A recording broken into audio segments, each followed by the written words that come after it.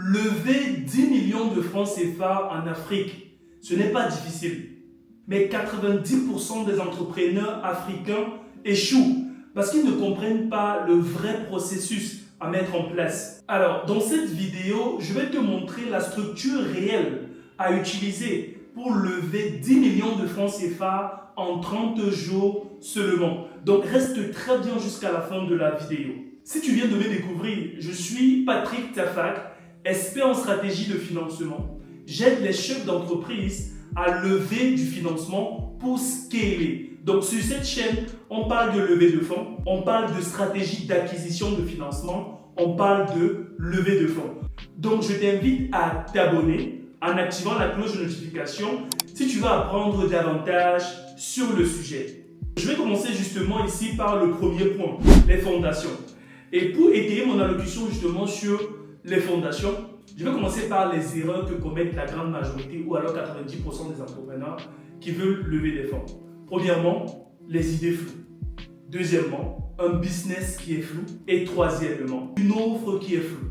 Donc, il faut justement prendre la peine de corriger d'abord ces trois points. Ça, c'est essentiel. Pourquoi? Parce que si ce n'est pas corrigé, ce sera un peu comme si tu veux construire un immeuble à Douala, mais tu n'as même pas encore acheté le terrain. Donc, ce que tu vas comprendre ici, c'est que une idée qui est floue ou alors un projet qui est flou ne peut pas attirer l'argent. Donc, voici justement les fondamentaux par lesquels tu dois commencer dans ce premier point. Je vais commencer ici justement par le modèle économique. Donc, il faut que tu puisses avoir un modèle économique qui est clair. Quand je dis modèle économique ou encore business model en anglais, ici c'est la façon de gagner de l'argent. Ça veut dire quel est le mécanisme par lequel tu gagnes de l'argent. Il faut que ça puisse être clair. Parce que si tu ne sais pas expliquer comment tu gagnes de l'argent, tu ne peux pas lever des fonds. Je le dis parce que je connais énormément d'entrepreneurs aujourd'hui qui sont très compétents en tant qu'entrepreneurs, qui ont de très bons projets, mais qui ne savent pas expliquer justement leur business model ou alors leur façon de gagner de l'argent, qui ont du mal à l'expliquer. Et si tu n'arrives pas à l'expliquer à un investisseur, il sera difficile pour toi de lever des fonds. Donc prends la peine justement de bien étayer ton argumentaire au niveau du business model. Prends la peine d'expliquer comment tu gagnes de l'argent. Parce que je dis toujours que le comment est plus important que le quoi. Tu gagnes de l'argent comment? Comment ça commence? Tu achètes le produit où? À combien? C'est quoi la stratégie marketing? Tu achètes à quel prix? Tu revends à quel prix? C'est quoi la marge nette? C'est quoi la marge brute? Donc il est important d'avoir un business model qui est traçable, qui est clair et qui est surtout compréhensif. Il faut aussi par la suite que tu puisses définir clairement les sources de financement. Tu gagnes de l'argent de quelle façon? C'est quoi les différentes sources de financement qu'il y a dans la boîte? Tu gagnes de l'argent en B2B, tu gagnes de l'argent en B2C. C'est quoi les différentes entrées? C'est quoi les différentes sources de financement? Il faut que tu prennes la peine justement d'étayer cela. Pour sortir, donc je vais parler ici du marché clair. Il faut que tu puisses identifier ton marché. C'est quoi ta taille de marché? Tu vends le produit où? C'est quoi la taille de marché sur laquelle tu vends? Par exemple, supposons que tu as une entreprise d'élevage. Tu fais l'élevage de poulet ou tu fais la pisciculture et l'élevage de poissons, par exemple. C'est quoi la taille de marché? Supposons que tu es dans la ville de Douala au Cameroun. Je prends un exemple. C'est quoi ta taille de marché? Quelle est la consommation de poulet dans la ville de Douala? Ou alors au Cameroun si tu commercialises partout. Quelle est la consommation de poulet au Cameroun? Ou si tu es dans la ville d'Abidjan, par exemple. C'est quoi la consommation de poulet à Abidjan? Il faut que tu puisses étayer c'est quoi mon marché, ma taille de marché. La taille de marché, ici, on le mesure premièrement par le nombre de personnes. Ça veut dire, c'est quoi le nombre de personnes, le nombre de consommateurs. C'est ça la taille de marché. Le nombre de consommateurs, mais pas que, mais aussi en termes de montant. Ça veut dire, ce nombre de consommateurs représente combien en termes de montant. Si je reviens sur l'exemple de l'élevage de poulet, par exemple. Au Cameroun, combien de personnes consomment le poulet quotidiennement, par exemple? C'est quoi? C'est combien de personnes? Peut-être 2 millions, 3 millions, 4, 5, 6, 8, 10 millions de personnes, par exemple. Mais non, ces 10 millions de personnes, ça représente quoi en termes d'argent? Par exemple, le marché peut représenter, par exemple, 10 millions, 10 milliards, 50 milliards, 100 milliards, 200 milliards. Maintenant, une fois que tu connais ta taille de marché, en termes de nombre et en termes de montant, il faut maintenant que tu puisses te positionner en disant clairement, en fonction de la vision que tu as, où est-ce que tu veux te positionner. Par exemple, tu vises 1% de ce marché, tu vises 2% de ce marché, tu vises 3% de ce marché. Ça permet justement à l'investisseur en face de toi de comprendre que, ok, il comprend ce qu'il fait, il a une vision claire et il y a un marché réel qui existe déjà. Deuxième point ici, c'est la structuration. Tu ne peux pas lever des fonds si ton entreprise n'est pas structurée. Il est important de comprendre cela. La structuration, c'est la partie la plus importante. Lever des fonds, c'est simplement la cerise sur le gâteau. Quand tu as une bonne structuration, tu vas lever des fonds. C'est obligé. Premièrement, tu dois avoir un business plan qui est clair, un business plan qui est bien structuré. Tu dois avoir un business plan parce que le business plan, c'est le document que tu vas remettre à l'investisseur. Il prendra la peine de le lire après ta séance de pitch. Donc, il faut justement que tu puisses concevoir un business plan. Ça, c'est très important. Et dans mon entreprise PT Consulting, où j'accompagne les chefs d'entreprise à lever des fonds, on aide les chefs d'entreprise à concevoir des business plans clairs. En interne, chez nous, on a la structure de la Banque mondiale. Ça nous permet justement de faire des business plans très structurés, des business plans orientés levée de fonds. Maintenant, le prochain point aussi, à part le business plan, ce sont les projections financières. Il faut que tu puisses définir tes projections financières. Tu veux justement gagner combien dans les 2 prochaines années, dans les 3 prochaines années. Et comme je dis toujours, les projections financières, il faut que tu puisses les définir entre 3 et 5 ans. Ça veut dire que tu visualises justement tes projections financières sur 3 et 5 ans. Ça, c'est très important. Et troisièmement, ici, on va parler du pitch deck. Tu ne peux pas vouloir lever des fonds si dans ta structuration, tu n'as pas un pitch deck. C'est quoi le pitch deck? Le pitch deck, c'est le plan de présentation visuelle de ton projet. Ça veut dire si je te dis, parle-moi de ton projet, vas-y. Parle-moi par exemple de ta pharmacie. Parle-moi de ta quincaillerie. Je suis un investisseur en face de toi. Vas-y, parle-moi par exemple de ton entreprise de pisciculture, ton entreprise d'élevage. Il faut que tu t'appuies sur un support pour me pitcher. Et ce support, on l'appelle le pitch deck. J'ai créé une structure qui s'appelle Ipsmeo. C'est 7 lettres les plus importantes que tu dois intégrer dans le pitch deck. Et dans ces 7 lettres, quand je dis Ipsmeo, I qui veut dire introduction, P qui veut dire problème, S qui veut dire solution, M qui veut dire marché, le second M qui veut dire modèle économique, E qui veut dire équipe et O qui veut dire objectif financier et projection financière en quelque sorte. Une fois que tu as un pitch deck structuré de cette façon, là tu peux te dire je suis prêt. Un projet c'est ton produit, mais ton dossier c'est ta vitrine.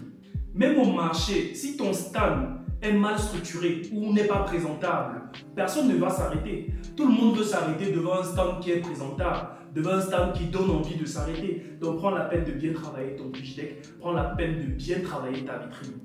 Pourquoi? Parce que la forme est plus importante que le fond. C'est la forme qui attire et c'est le fond justement qui confirme. Car un bon projet mal présenté ne lève jamais d'argent. Le troisième et dernier point, on va parler ici justement de la connexion. Et quand je dis connexion, je ne fais pas allusion ici à Facebook, je ne fais pas allusion ici à Instagram. Ce n'est pas poster et attendre. Car tu peux avoir un bon produit ou alors un bon poisson. Mais si tu vends ce poisson au mauvais endroit dans le marché, ce poisson va pourrir. Il est important de savoir exactement où vendre ce poisson, à qui présenter ce poisson, qui est intéressé par ce poisson et qui est capable d'acheter ce poisson. Grâce à l'expérience, j'ai fini par comprendre que ce n'est pas l'argent qui manque, mais au contraire, c'est la bonne connexion. Donc, tout commence justement par le ciblage des bons investisseurs. Il faut que tu puisses cibler le bon investisseur. Tu as un projet, par exemple, dans la technologie. Il faut que tu saches à qui présenter ce projet. Quel type d'investisseur est intéressé par des projets technologiques? Quel investisseur est intéressé à mettre du capital dans des projets technologiques, dans l'énergie renouvelable, dans l'agriculture ou encore dans l'élevage ou peu importe le secteur d'activité? Il faut que tu puisses cibler le bon investisseur. Parce que si tu parles à la mauvaise personne, ça ne sert à rien. C'est comme prêcher dans un désert en réalité. Donc, il faut que tu puisses intégrer le bon réseau d'investisseurs afin de parler aux bonnes personnes. Mais surtout, travailler des mises en relation stratégiques parce que tu peux connaître un investisseur qui sait, ok, lui, il est intéressé par ma niche, il est intéressé par mon marché, mais tu n'as pas accès à lui. Il faut justement travailler cette mise en relation-là qui peut me permettre d'atteindre cet investisseur. Je peux avoir qui comme relais pour atteindre cet investisseur. Et c'est justement l'avantage qu'a la grande majorité de nos clients aujourd'hui chez PT Consulting. Parce que grâce à mon club privé d'investisseurs, la grande majorité de nos clients qui sont des chefs d'entreprise qui veulent lever des fonds, ils ont directement accès à un club privé d'investisseurs. Ça veut dire des personnes prêtes à mettre du capital dans des entreprises. Et la connexion justement ici, c'est qui? C'est moi. Donc ici, c'est justement à toi de faire pareil. Maintenant, le dernier point, on va parler ici de la négociation. Lever des fonds, c'est aussi pouvoir faire de bonnes négociations. Parce que c'est à la négociation qu'on lève des fonds. Si tu fais une mauvaise négociation, ça ne sert à rien. Si tu prends de l'argent qui ne peut pas t'aider, tu ne peux pas jubiler en disant « Oui, j'ai levé des fonds, pourtant cet argent ne peut pas t'aider. » Je prends un exemple simple. Supposons que tu fais une marge à 20%. Ça veut dire après avoir vendu ton produit, ta marge nette se retrouve aux environs de 20%. Et tu lèves l'argent à 30% parce que tu as fait une mauvaise négociation. Ça veut dire en réalité, l'argent que tu as levé ne peut pas t'aider. Parce qu'après avoir investi dans l'entreprise, tu n'as qu'un bénéfice de 20%. Mais tu as levé l'argent à combien? À 30%. Est-ce qu'il sera véritablement facile pour toi de rembourser cet argent? Tu t'es plutôt mis dans les problèmes. Donc en réalité, il faut prendre la peine de travailler une bonne négociation et de savoir exactement à quel taux tu dois lever cet argent. Quel est le taux auquel tu dois lever? Quel est le taux que tu ne peux pas dépasser? Si tu lèves par exemple l'argent en dette, c'est-à-dire en crédit remboursable, mais quand tu lèves l'argent par exemple en equity, là c'est différent. C'est-à-dire lorsque tu ouvres du capital, où des personnes peuvent justement investir en prenant des parts de l'entreprise, ça c'est différent. Mais là on est en train de parler dans un cas spécifique de dette. Mais que ce soit un prêt ou de l'equity, ce que je veux te faire comprendre ici, c'est que quand tu es en face d'un investisseur, c'est un partenariat structuré que tu es en train de rechercher. Et non de l'endettement et non du fait de vouloir vendre simplement des parts. Tu es en train de vouloir construire un partenariat structuré sur le long terme. Parce qu'un investisseur, il n'est pas là pour te faire une faveur lorsqu'il décide de mettre son capital dans ton entreprise. Lui, il fait des calculs simples. Il se dit, ok, j'ai mon capital. Si je mets 5 millions dans cette entreprise, qu'est-ce que j'y gagne? C'est uniquement des calculs qu'il fait. Qu'est-ce que j'y gagne? Est-ce que mon capital il est safe? Quelle est la marge que je peux me faire sur 1 an, sur 2 ans, sur 3 ans par exemple? En toute honnêteté, j'ai vu des entrepreneurs très bons chercher à lever des fonds pendant des années, mais sans obtenir de résultats. Par contre, j'ai vu d'autres entrepreneurs lever des fonds en quelques semaines. C'est le cas spécifique des entrepreneurs qu'on accompagne sur 30 jours, qui arrivent justement à lever 10 millions au bout de 30 jours.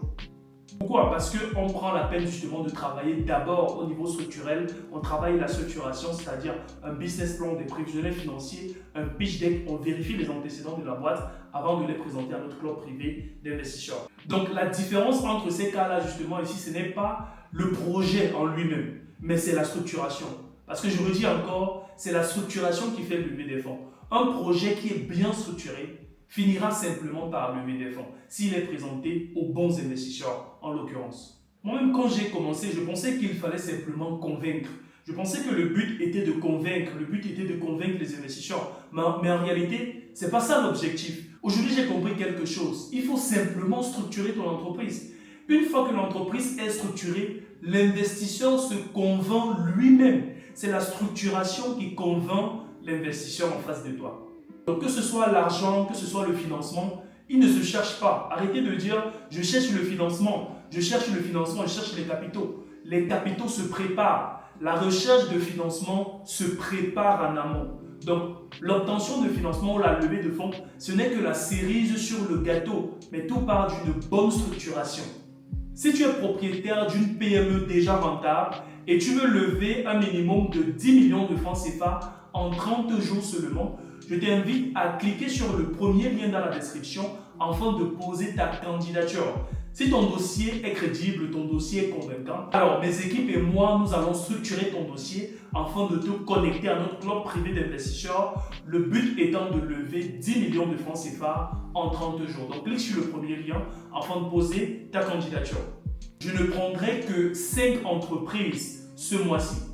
Et si tu veux plutôt investir dans des PME africaines déjà rentables et très sérieuses, tu es dans la diaspora, tu as un peu d'épargne, tu es sur le continent africain, tu as un peu d'épargne et tu veux investir dans des PME rentables, très sérieuses, n'hésite surtout pas, clique sur le second lien dans la description afin de pouvoir candidater pour rejoindre mon club privé d'investisseurs Imani Club. Un club privé d'Africains qui se mettent ensemble afin de financer les PME et être une alternative au système bancaire que je vais qualifier de pratiquement médiocre aujourd'hui sur le continent. Pourquoi est-ce que je le dis? C'est parce que lorsque les capitaux ne vous appartiennent pas, il est compliqué pour nous, en tant qu'Africains, de pouvoir sortir la tête de l'eau.